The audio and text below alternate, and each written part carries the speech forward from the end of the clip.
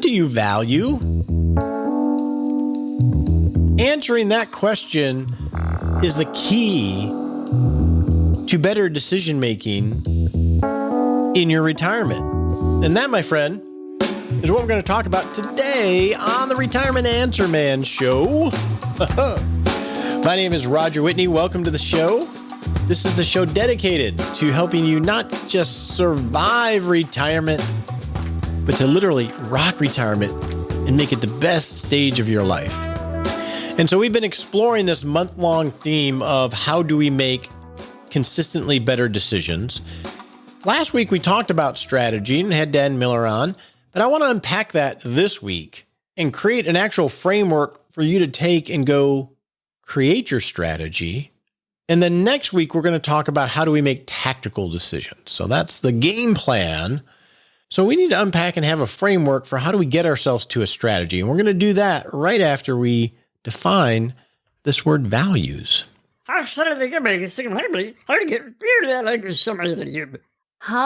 What does that mean? Values. One definition is it's a person's principles or standards of behavior. That's a good one.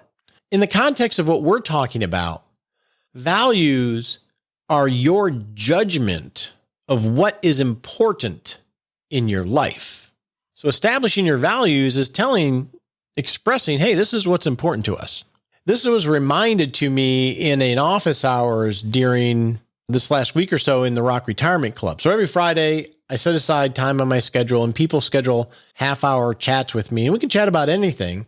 And I was talking to a gentleman who's a very accomplished doctor about this decision-making structure. And he reminded me of values, which I didn't think of in my outline. And we were talking about healthcare, and we use that as an example, this debate about what kind of healthcare system we should have. His opinion was, or he expressed that one reason we're having such trouble with this is because we really haven't decided what we value in this area as a society. Do we value self-reliance, or do we value supporting each other from a healthcare perspective? The answer is somewhere in between those two, but we never had the discussion as a country, or at least have come to a consensus as a country on where we fall on what we value in regards to healthcare. So as a result, as we try to develop a strategy for our healthcare system, we're disagreeing all the time. And that was a very good point, I thought. So we need to unpack how do we create a strategy? And I want to make sure you can have at least a framework to start working on your strategy so you can make better decisions, which is the whole point of this series, right? So let's go unpack strategy.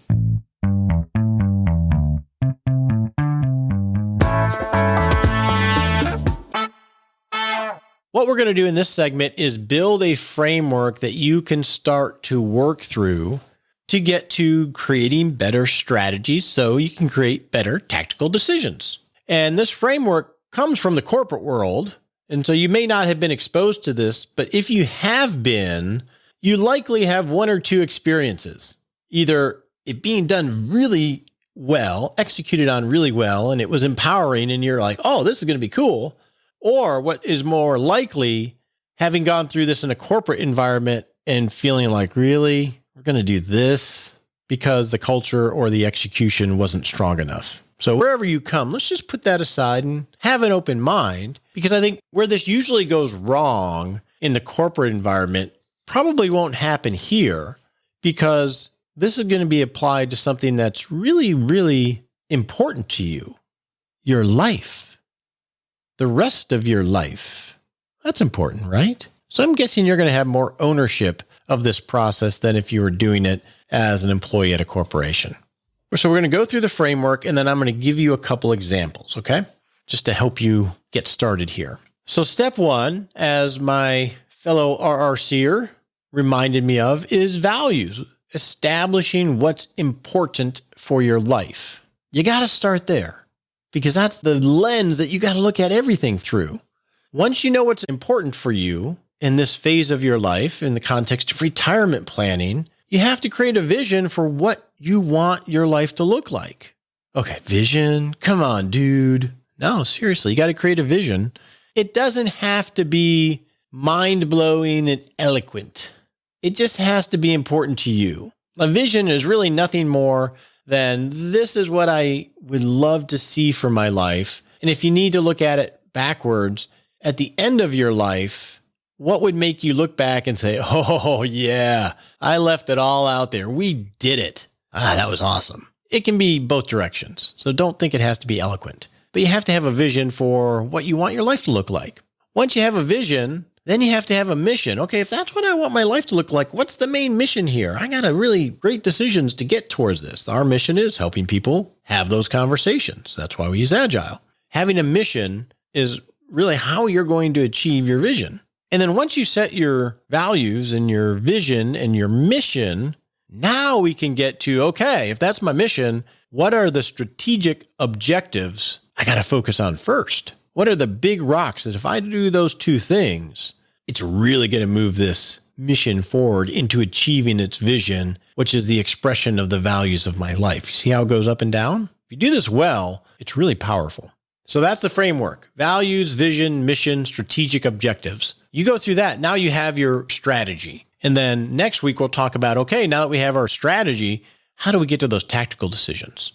So let's look at a couple of examples sort of to get you started here and see how it might work. And I'm just going to use something personal to me because I have done this. When I helped have our previous firm that I founded absorbed into a larger firm and was starting fresh, and Nicole was employee number one, we went through this process. And Nicole was very early and she hadn't been exposed to this before. And she's like, really? We're going to talk about values. It's a company. But we did it. And now we live by this. And it was one of the best things that we ever did. So I'm going to tell you the values of the Retirement Answer Man, of Agile Retirement Management, and the Rock Retirement Club, our whole ecosystem. And this is an exercise Nicole and I went through. We value stewardship. We want to be good stewards of everything that we do. We value quality relationships, really healthy quality relationships. We value continuous improvement. We value positive outlooks. We look for lemonade everywhere. We value generosity. We value having fun in what we do. And we value reliability, doing what we say we're going to do. Those are our values. And from that, we came up with our vision. And our vision is that we want to be the best in the world at guiding clients and people that we work with at helping them create successful retirements focused on the things they care about most. That's our vision. And our mission is to help people rock life after age 50 by helping them have the right little conversations about life and money. So that's our values. Our vision is we want to be the best in the world at helping people have great retirements. And our mission is to do that by helping them have the right little conversations about life and money. And that led to our strategic objectives. And one of the initial strategic objectives was, well, if we're going to achieve this mission, we need to build a framework for how to have the right little conversations. And that framework's going to have to encompass knowing what to talk about. And that led to us developing Agile Retirement Management, which we adopted from the Agile project methodology structure. So we looked at traditional retirement planning and we said, this isn't going to help us have these right little conversations. So we had to broaden our scope and look for frameworks that would help us achieve that. That was the first strategic objective, is achieving having that framework, which is Agile Retirement Management. And a current strategic objective is building our team and finding collaborative advisor and planners to join and integrate with the culture that we've created. That's a strategic objective of ours. And that will lead to tactical decisions. Another strategic objective is, okay, now that we have this process and this framework, building the systems to make sure we can make it repeatable so we can better deliver on our vision. You see the logic there? All right, so that's us, but nobody cares about us. You care about you. So let's use this on an individual. Let's use this on, say, Bob and Sally. Okay, Bob and Sally are getting ready to enter retirement. And Bob and Sally start by defining some of their values. Well, they value being healthy and active. They value family. They value service. They value quality relationships, a relationship with God, gratitude, just as an example. You can have 5, you can have 10. minimum effective dose to express what's important to you. So that is their values. And their vision is they want to be able to look back on their life with pride and joy about what they experienced and the memories they created with people they love. So that's their vision. They want to be able to look back and say, wow, that was awesome. We created experiences, we created memories, all with people that we love. Their mission is to make the most of the only life they have by living every day intentionally. And then from that, you come up with strategic objectives. In this case, it could be, in order to do that, we need to be healthy in order to enjoy life and set ourselves up to be happy even when we're 80. So it could be investing in your health, and having a framework to invest in your health could be a critical strategic objective. Another strategic objective coming from this example could be they need to have a cash flow framework so they can count the cost, so they can give themselves permission to spend in early retirement without worrying that they are sacrificing the future in some way. So those are a couple basic examples of how you can create a strategy. And if you do this work, and it doesn't have to be all pretty on a plaque like we do, it can be just something that you talk about and put some frame to and revisit. Just doing this will help you build some strategic objectives that, as you see next week when we expand this to tactical decisions, are going to make all those tactical decisions that you're going to have to make in revisiting your life in retirement, financial and non-financial, so much easier. So we'll go do that next week. But for now, let's go answer some of your listener questions.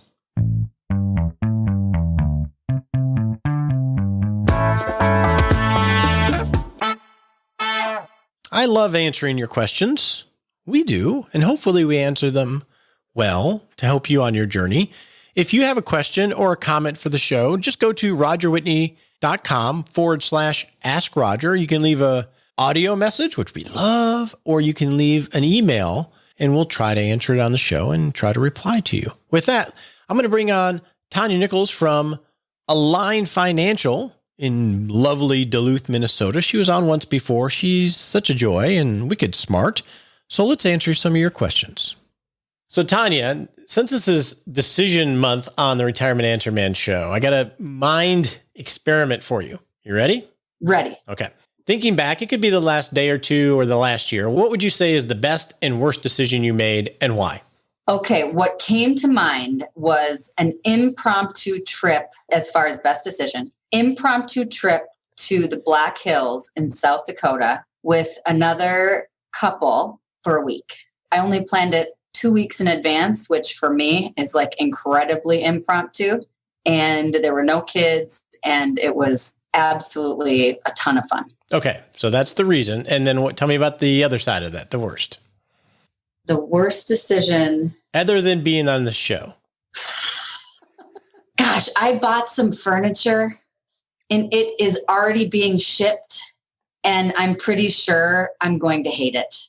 So I'm really concerned about that decision. So right now, I feel like I made the standard impulsive decision to buy some furniture online and sight unseen. And I feel like there's no way that can possibly work out. Okay. Those are two good ones. What did you order, by the way? I ordered a leather couch and 2 side chairs from Article based on the advice of a designer. And that's hard online. That's hard online. My wife would have trouble with that. I don't know how it's going to fit. And so the reason I asked you, so the good decision was South Dakota. The reason is because we had a great time, right? Mm-hmm. And the worst decision is impulse purchase of furniture, and now you're not sure if you're going to like it. Yes. Is that reasonable? Okay.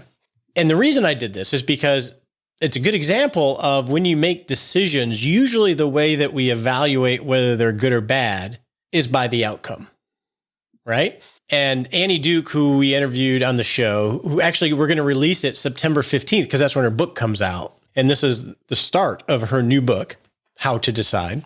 She plays this thought experiment in that we tend to tie how we think we made a decision on the outcome, when in reality, sort of like behavioral finance, if you followed your process for making the decision, the outcome is irrelevant if you followed your process correctly. So that's part of making a better see. decision. So, okay. You failed, by the way, totally. But I did too. I did too. So with that, let's get to some listener questions. So Tanya, the first one is from Alan on beneficiary choice. So we've discussed beneficiary, having a primary and having a secondary. And he was wondering, does it make sense to have a trust as the beneficiary rather than an individual because it would protect them from lawsuits, et cetera, when someone passes? What is your view on that?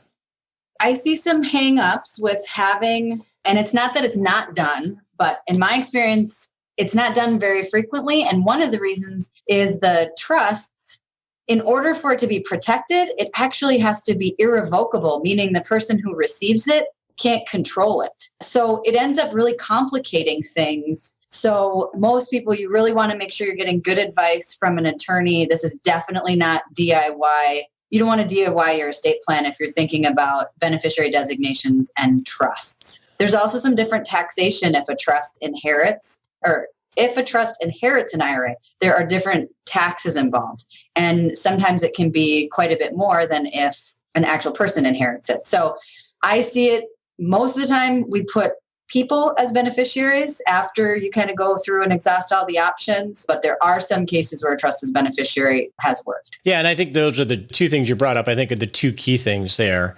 And so, Alan, one is the trust better be written correctly. Because if it's not written correctly and it doesn't see through to whom the beneficiary is, or who the beneficiary, whom, I don't know. If it doesn't see through to that beneficiary, it can all be taxable right away. So it has to be written correctly. So don't have your business attorney write the trust. Have someone that knows that. And the second part is with the recent tax law change in terms of beneficiaries having to receive income. So if you name the trust as the beneficiary and you have it written correctly, that money still has to come out within 10 years.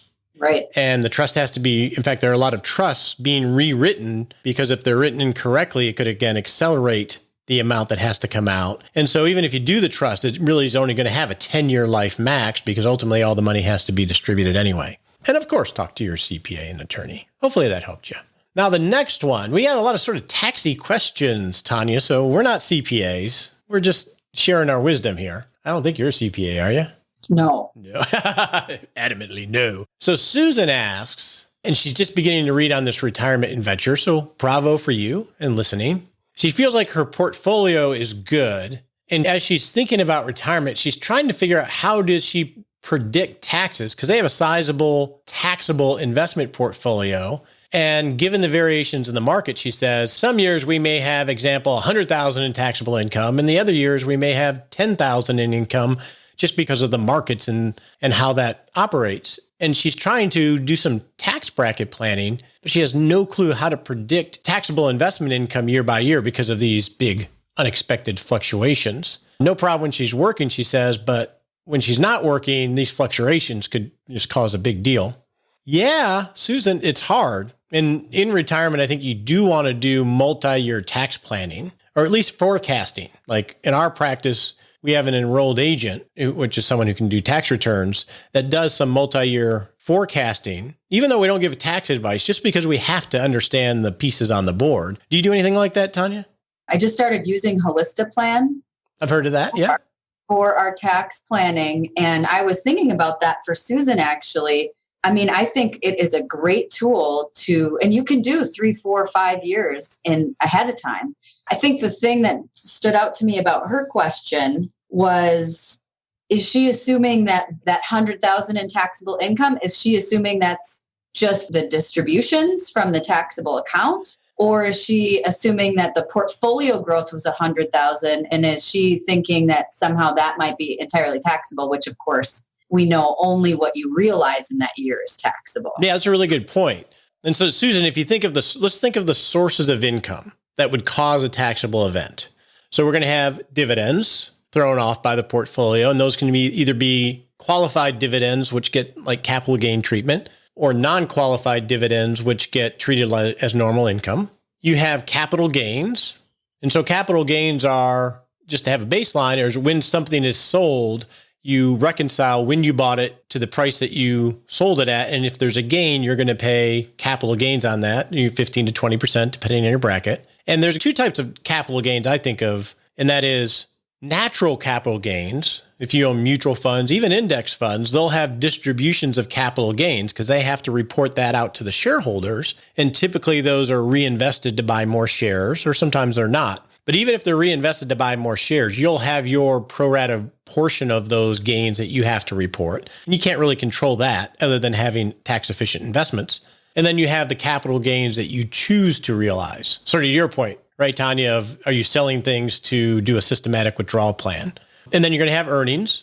And then you're going to have from lots of different sources, potentially. Social Security could get factored in there. And then distributions from pre-tax assets that you may choose to take. My suggestion, and I don't know how you do this, Tanya, my suggestion is as you get close to retirement, do those multi-year tax planning. But if you can control how you realize capital gains by building an income floor so you've pre-funded near-term spending so you don't have to sell something, and you, say, bought fairly tax-efficient investments that have very low turnover, so they have very low distributions, then you won't have to sell things because you need things. The last thing you want to do is, I need to buy an RV, so I need to sell 100 grand. You need the money, so you're not going to be as flexible in terms of how you can get the money. So the more you can pre-plan your spending and fund that, and we use an income floor in our practice, the more you can not have to sell things. And then another thing, I'm guessing you do this, Tanya, is every single year when you're rebalancing or towards the end of the year, you want to try to do that in a way that harvests tax losses so you can offset gains and get to neutral as much as possible, right? So if you have international stocks, which have been down forever, and you still want to have international stocks, but you own, say, some ETF that follows the EFA and it's at a loss, you can sell that and buy something that follows a different index, can't be the same index, and harvest that loss and still maintain your position. And then you can do the same type of things in rebalancing. I'm guessing that's something you probably do in your practice, Tanya. Right. And this spring gave us a great opportunity to take advantage of that. That's like a great point. Yeah. Right. With the markets being down so much, we did a lot of that where we were selling positions maybe we didn't follow anymore and replacing them with our select list and taking advantage of the losses. But when I think of like capital gains distributions, when I'm doing tax planning, sometimes I'll just do like 2 or 3% of the account value as the projection. What do you use for that number? Do you take a look at that at all? I don't know off the top of my head what we use. I don't know. I got people for that. I got people that know that. No, I don't know off the top of my head. So when I'm thinking about Susan's situation, like you said, you start with these earnings, and then I'd add in some of these capital gains and the distributions if there's funds. And if it's open-ended mutual funds, I might just use this 2 to 3% number of the account. We don't know what it's going to be, but I'll add that in. And then the dividends, of course, as you mentioned. But I think your point about how much do you actually need from this account is probably the most important factor. I'm not certain you can project unless you are clear about, do I need 3% from this account, 5% from this account, or do I need to buy the RV and therefore I'm taking 25% out of the account this year? So if you can kind of structure your retirement income in a way that you're building up your cash bucket potentially, like in your bank account, then you can even out how you're distributing. So maybe you take more from all of your investments for a couple years and you're building up, and then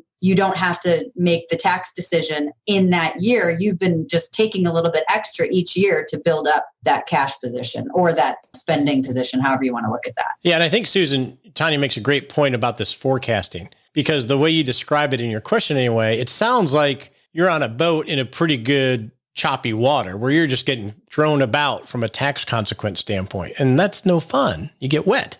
So like you said, Tanya, what we do is when someone is gliding into retirement, we go through the process and plug. This is what we do in the masterclass and the Rock Retirement Club. Anyway, is, okay, what spending do I have in year 1, 2, 3, 4, and 5 for your needs, and the RV, say, in year 3. And so we map out the spending, the guess on the spending at the end of the day. And then, okay, how is that going to be paid from Social Security, part-time work, what have you? And then how much is needed from our financial assets? And then we figure out how we're going to pay for it from our financial assets, right? Because many times we'll take money out of IRAs to get up to the top of the 12% tax bracket. In those years where you have really small income, that's a good time to consider taking out of the IRA. Another consideration that has to come into that is, are you trying to get subsidies on your ACA? That might say you're not going to take money out of your IRA or IRMA or what have you. But you just have to go through the process. So if you think process, strategy, tactics, but at the end of the day, I like to have the first 4 or 5 years of income already pre-funded and in cash or safe investments, so I don't have to sell or touch anything. And then I can manage and it's like the ballast from a tax perspective, so I can manage tax rates a little bit more. So hopefully that helps. You can see how detailed, we could go for hours just on how detailed this can get. Don't think you need to. Minimum effective dose of planning. It doesn't have to be too detailed. All right, Jeff, another after tax. Tax is on everybody's mind. By the way, Tanya, you mentioned taking advantage of major market drawdowns. I'm going to pat myself on the back because right around almost the bottom, we had 15-minute calls with every client, and we didn't really make any huge planning decisions. We checked in and checked cash flow, but we did look for swaps to just sell investment A to buy investment B. They're almost exactly the same, but we could harvest the loss. And then it all came back up, so we looked like geniuses. And that does not always happen. I feel the same way we did it one of those weeks in March where it was just wildly volatile. It does feel pretty good.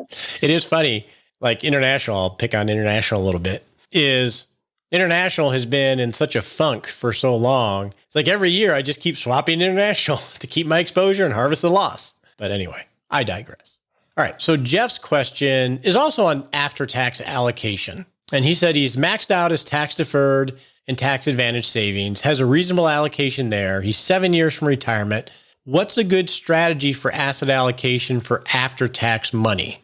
And he's read the book and he liked it seems, so that's good. So he'd like to focus on building the savings pool while I have time. I think it's a great idea, Jeff. How do you treat after-tax assets? Any different than pre-tax assets, Tanya?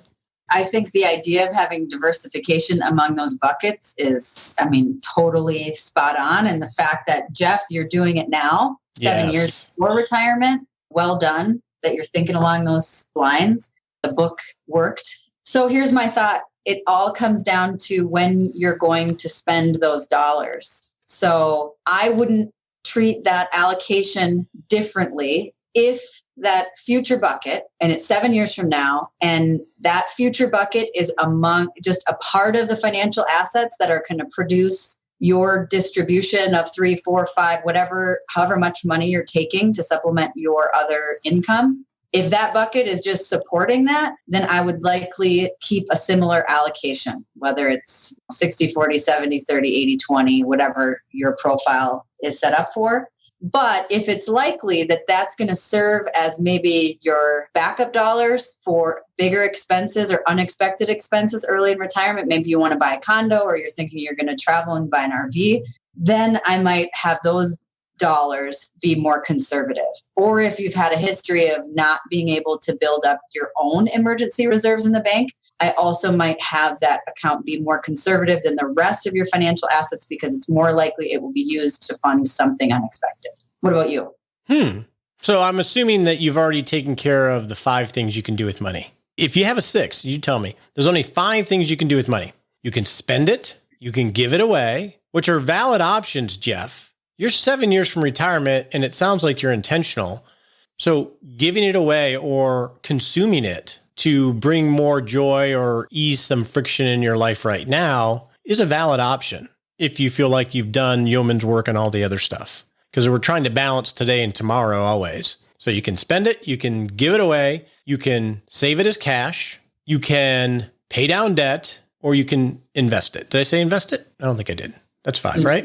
Or you can invest it. Once you go through cash reserves, debt repayment, enjoying life and giving and spending, and then you're left with money that you can invest. So you're here 7 years out, which is awesome. So you're a little early to be building the income floor, because that would be one area I would tell you to focus on, is building a lot of cash reserves as you come up to this major life change, because the terrain is going to get a little rocky because it's a big life change. So you want to have more liquidity and slow your roll a little bit from a investing standpoint. But let's brainstorm some things you could invest in. Obviously, the investment portfolio could just simply be a total return portfolio, but you could also invest in human capital.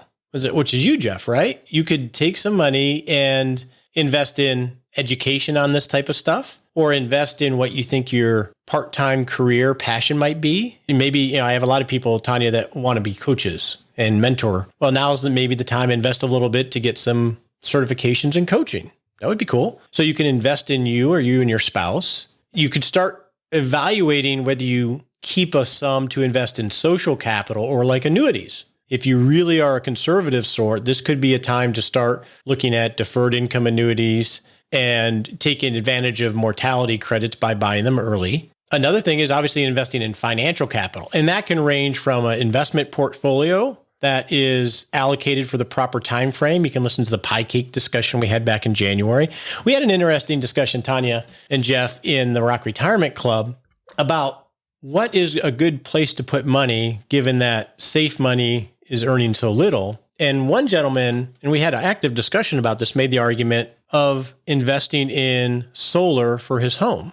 And through that, we had someone that had done that, and the payback looked like it was about 4 years. It's an upfront cost. And then we got into, well, what about replacement and maintenance and all those other things? But you can put those type of things on the table. Maybe if you're going to stay in your house, you start thinking of, how do I spend a little bit of money now to decrease my ongoing costs for a very long period of time? It's a way of buying an annuity, right? You spend money and you're not going to have to spend the money later on, and you're going to get that year by year, month by month.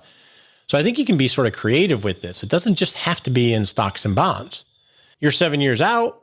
Perhaps if you had an interest, you consider rental income. Maybe you buy a rental house, a small property or two, and you become a landlord. Some people that works really, really well for, but now you got a lot of options to think about. So that's sort of where my mind goes, Jeff. So hopefully that was helpful. You ever own rental income, Tanya? I have. Yes, I sold my rental a few years ago. And I actually rented my cabin for a bit on VRBO for about a year. And I just took that off as well. Okay. I've considered it. Everybody, I think being a property owner is a lot about mindset and headspace and less about numbers. So you did the actual management of the whole thing? But no, I outsourced quite a bit, and it's still, for me, it just wasn't, the return on investment of time and mental energy was not worth it. See, and now when I leave my cabin, I don't have to worry about the cleaning lady coming. I just leave my cabin and then I go back the next week and love it. Yeah, see, I love that, because some people, they just think it's the knees bees. And the key here is finding the strategies that are best for the person, right? Because it's not just the money, it's the preferences, personality, and all that other stuff. I see that with people wanting to buy or rent in a place like Florida when they retire. I think a lot of that has to do not with numbers, but with mindset. Like, how are you in relationship to your property? And what kind of burden is that going to feel like to you trying to take care of something 2,000 miles away? Is that going to add extra stress or not? And I think a lot of that is mindset over numbers. Yeah. And hopefully this whole month will give you a framework for working towards making lots of little good decisions to change that trajectory. Well, Tanya, thanks for joining me again. What is going on? What's going on at Align Financial? We like you on here too. You're fun. What is going on around here? It is July in Duluth. And so the sun is shining and we love it. Feel free to check us out at align.financial. Yeah, she's got a great newsletter. And actually, this is airing in August, so it's probably even more sticky there with humidity. Right. There's definitely some of that going on. All right. Well, thanks for joining us. Thanks for the questions. If you have a question for us, go to rogerwhitney.com/Ask Roger. And with that, let's go set a SMART sprint. On your marks, get set.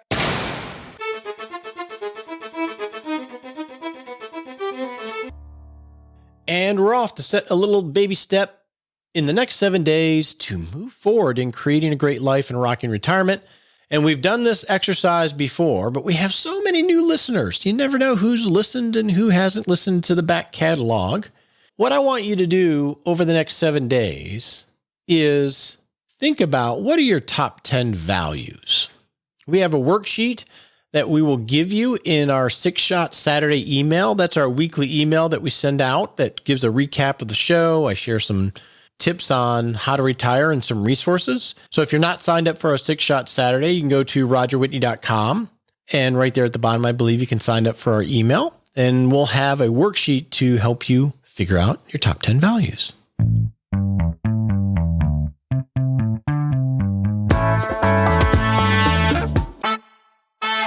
Now, we talk about this Rock Retirement Club because we have so many live discussions in the club. So what this club is, and you go to rockretirementclub.com to learn more, but it's a online community, private community, not on Facebook. It's a private, safe community where like-minded people, over 300, walk life together and share ideas on how to make better decisions, and where I provide world-class education on how to retire. So if you want to check that out, go to rockretirementclub.com.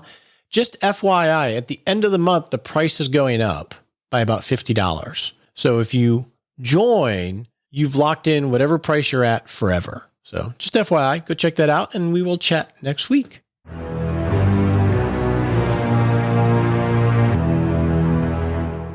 Hey, it's time for that all-important disclaimer. We so appreciate you listening to the show and love your questions and love the teaching that we're able to provide here. And actually, it helps us too. But remember, you're not our clients. Not love it if you took advice from us on the show. We would not love it if you took advice from us on the show. Realize this is helpful in education. Talk to your legal advisor, your tax advisor, or your financial advisor before you make any decisions.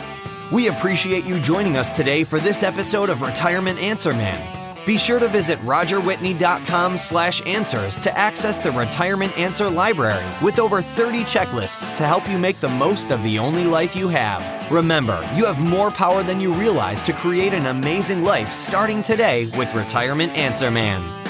The opinions voiced in this material are for general information only and are not intended to provide specific advice or recommendations for any individual. All performance referenced is historical and no guarantee of future results. All indices are unmanaged and may not be invested into directly. Have a wonderful day.